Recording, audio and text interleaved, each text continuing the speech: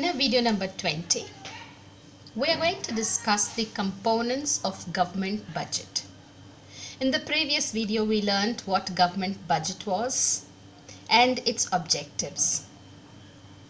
So what is a budget? A budget is a financial statement of budgetary receipts and expenditure for a given financial year. So there are two components of the government budget, one called the revenue budget and the other the capital budget. Now, since budget is a statement of receipts and expenditure, the revenue budget has two components, the revenue receipts and the revenue expenditure. Similarly, the capital budget also has two components, the capital receipts and capital expenditure. This capital budget either creates a liability or reduces the assets. However, when it comes to revenue receipts and revenue expenditure, or the revenue budget does not create any liability or an asset. So let's first learn about the revenue receipts and the revenue expenditure.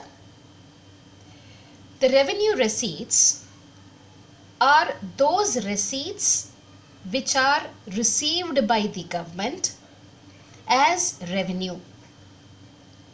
So the revenue consists of the tax and the non-tax revenues. The tax revenue is again the direct taxes and the indirect taxes.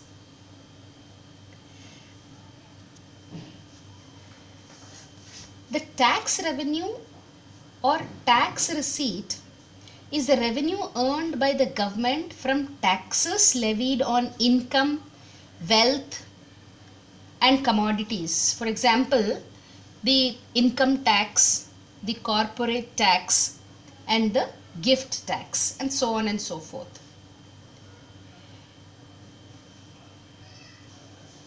A direct tax is collected directly from the income earners, and the payer and bearer of the direct tax is the same person. Now, indirect taxes are those taxes which can be shifted to another person or entity. The monetary burden is thus borne by the final users of goods and services, rather than the person on whom the tax is levied. For example, the goods and services tax. Now, the other taxes like the central excise tax, service tax, sales tax, etc., or the VAT, luxury tax, octroi, entertainment, these have been subsumed in the GST or the goods and services tax. So now we have only one tax throughout the country called the goods and services tax. Now, when we come to non-tax revenues, these are the receipts earned by the government from sources other than taxes.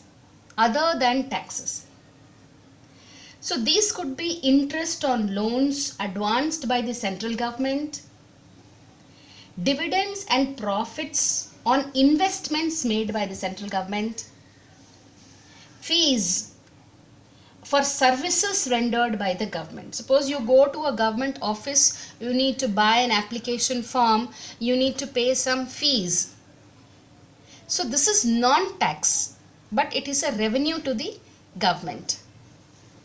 Then cash grants in aid. This could be from the foreign countries or from people in the country, which is during the times of calamities, for example an earthquake or a flood. And now in the recent times, the corona. So many people have given donations to the government. That is called cash grants in aid. So these are used in times of emergency. So this is a non-tax revenue to the government, earned by the government. Now whatever the government earns as receipts through tax revenue or non-tax revenue is spent. This is called as the revenue expenditure. The revenue so earned is spent and is called revenue expenditure. This revenue expenditure does not create any liability or an asset.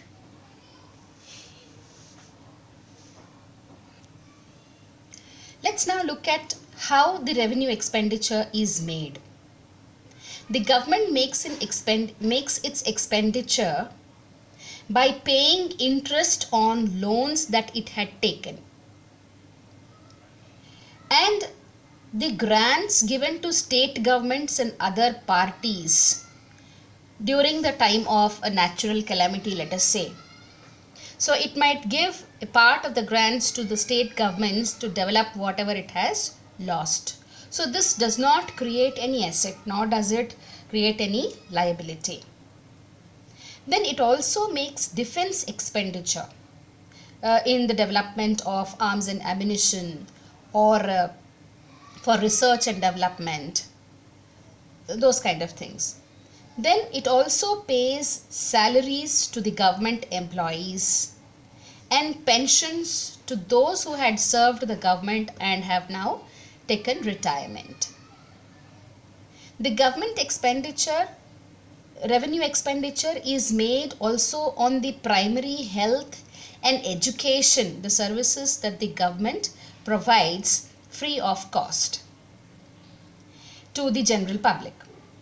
And then it also provides subsidies to those people like farmers or small industries, or to those industries which have taken up their business in the backward areas. So development of the backward regions is also helped by the government in the form of subsidies. And next we come to the other component of the government budget, the capital budget. Now this also has capital receipts and capital expenditure, just as we spoke about it, which would create a liability or reduce the asset. So let's now see what capital receipts are and what is capital expenditure. So the capital receipts are those which either increase or create a liability. For example, borrowings, or lead to reduction in the assets. For example, recovery of loans, sale of shares in public sector undertakings, etc. It has two components, the debt creating ones and the non-debt creating capital receipts. Now these debt creating capital receipts are borrowings or loans made by the government. Once the loans have been taken, these have to be returned and interest will have to be paid on these loans. So they are debt creating capital receipts of the government. Now the examples of these loans can be from the public, called market borrowings. The loans could be borrowed from the RBI or the financial institutions, or they could have been from the IMF, etc., the International Monetary Fund, which is an international organization. So these loans, they create a liability. Now there are non-debt creating capital receipts. These are those capital receipts which are not borrowings and therefore do not give rise to debt, like the public sector undertakings or disinvestment, the disinvestment of the public sector units, or recovery of loans. So these are non-debt creating capital receipts. Now let's see what is disinvestment. Disinvestment is the opposite of investment. It occurs when the government sells off its shares to public sector enterprises to private sector. It involves transfer of ownership of the public sector enterprises to the private entrepreneurs, or something like privatization. Money received through disinvestment is treated as capital receipt because it causes reduction in the assets of the government. Once the government sells off its assets, it is reduction of the assets. Hence, it is a capital receipt. Now, capital expenditure is that which either increases the assets or creates assets.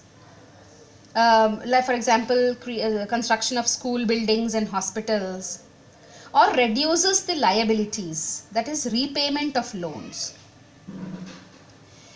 So these are the examples of capital expenditure because it is spending the money in order to create an asset in the country.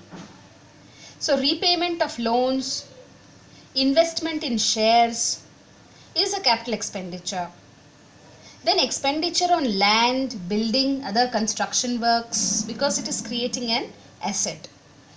Also, loans given to the state and union territories governments is also a capital expenditure because this increases the assets of the government and reduces the liability, you can say.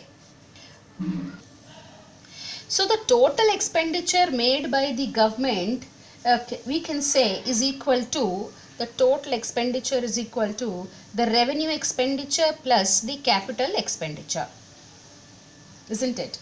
Now, some questions that are generally asked is, in the Government of India's budget, the finance minister proposed to raise the excise duty on cigarettes. He also proposed to increase income tax on individual earning more than rupees 1 crore per annum. Identify the type of tax. Was it only revenue? What are the welfare objectives? So try to answer such questions with a little bit of reading and try to understand the concept that it increases the excise duty on cigarettes. So what is the value point over here? And then it is increasing the income tax those who earn more than rupees 1 crore per annum. So what does this tell you about the taxation policy? So that is what we have to talk about over here. The other set of questions are government raises its expenditure on producing public goods. So what are public goods? Public goods are those goods which are used by the general public for general welfare. So which economic value does it reflect? Then tax rates on higher income group have been increased. So since the government follows progressive taxation policy, that is higher income, higher tax, lower income, lower the tax. Then government has raised its expenditure on free services like education and health to the poor. So what value does the government have here? What is the social welfare that it is looking into? So you need to discuss those points on such type of questions.